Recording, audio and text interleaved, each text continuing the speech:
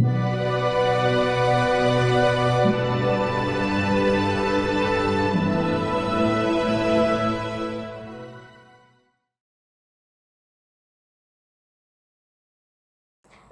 I'm Dr. Nazia, consultant from Zamindar Microsurgical Eye Centre.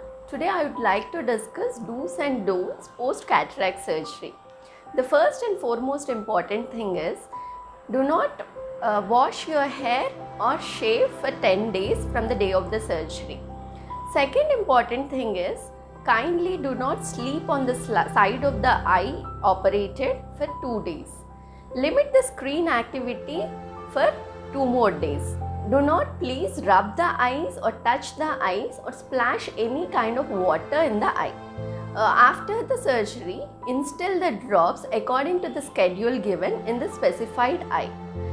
There are 2 glasses which are given after the post-op surgery. One is the transparent white glass and second is the black glass or the dark glass. Transparent glass can be used inside the house and the dark glass is meant to use whenever you go outside the house. Immediately report to the hospital if you have redness, pain, watering or sudden loss of vision.